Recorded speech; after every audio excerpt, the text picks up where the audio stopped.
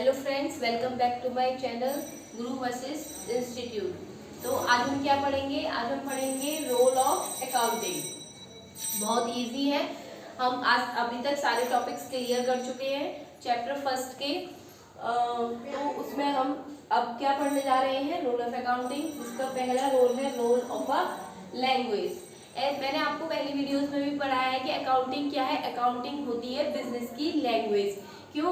क्योंकि ये बिजनेस के सारे ट्रांजैक्शंस को रिकॉर्ड करती है और जो बिजनेस की जो भी इंफॉर्मेशंस है उनको अकाउंटिंग के थ्रू ही कन्वे किया जाता है। तो अकाउंटिंग क्या करता है? बिजनेस की एक लैंग्वेज की तरह काम करता है, क्योंकि हम अकाउंटिंग में बिजनेस की जो भी ट्रांजैक्शंस होते हैं, बिजनेस में क्या चल रहा है, क्या हो रहा है, वो सब हम अकाउंटिंग में फीड करते हैं।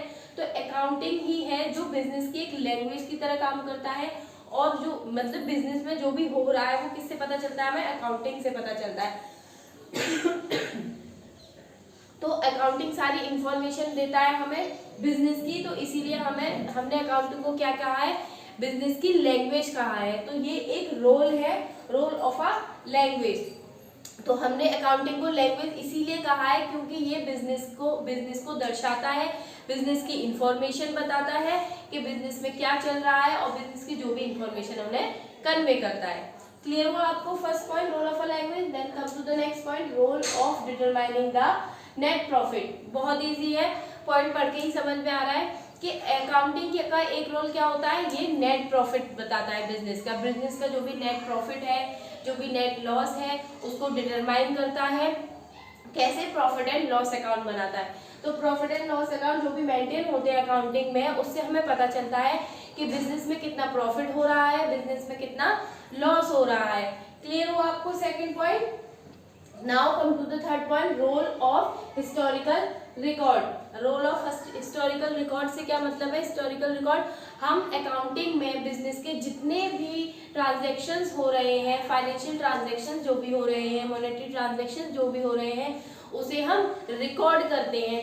डे टू डे ट्रांजैक्शंस भी रिकॉर्ड करते हैं और मतलब पहले जो अब day to day transactions record करें, नेक्स्ट ईयर क्या होगा? हमारे पास पूरा डेटा होगा हमारे जितने भी ट्रांजैक्शंस हुए हैं बिजनेस में। तो क्या करता है ये? हिस्टोरिकल रिकॉर्ड्स रहते हैं हमारे पास। ईयर टू ईयर क्या है? हमारे पास बिजनेस के सारे रिकॉर्ड्स होते हैं। हमें अगर देखना है कि प्रीवियस ईयर्स में हमारा बिजनेस कैसा था, या हमें कोई भी डॉक्यूमेंट्स की जरूरत हो गई, हमें उस साल में हमने ये काम कैसे किया था, तो हम अकाउंटिंग से पता कर सकते हैं कि नहीं? हमने जो भी अकाउंट मेंटेन किए हैं प्रीवियस ईयर में, उनको देख सकते हैं। तो इसीलिए कहा गया है रोल ऑफ हिस्टोरिकल रिकॉर्ड। तो अकाउंटिंग का ये भी एक रोल है, हिस्टोरिकल रिकॉर्ड्स, क्योंकि हम प्रीवियस ईयर के जो भी अकाउंट्स उन्हें निकाल के देख सकते हैं कि हमारा बिजनेस में ये काम कैसे हुआ था, या हमने ये काम ऐसे किया था, तो वो हम इससे पता लगा सकते हैं। इसीलिए हमने इसको क्या कहा है? Role of historical record. ठीक है, तो क्लियर हुआ आपको रोल ऑफ हिस्टोरिकल रिकॉर्ड्स? ठीक है, अब now come to the next point, role of determining the financial position. अब क्या करता है ये? बिजनेस की फाइनेंशियल पोजीशन को भी बताता है। बैलेंस शीट के थ्रू हम ये जान पाते हैं कि बिजनेस की फाइनेंशियल पोजीशन कैसी है।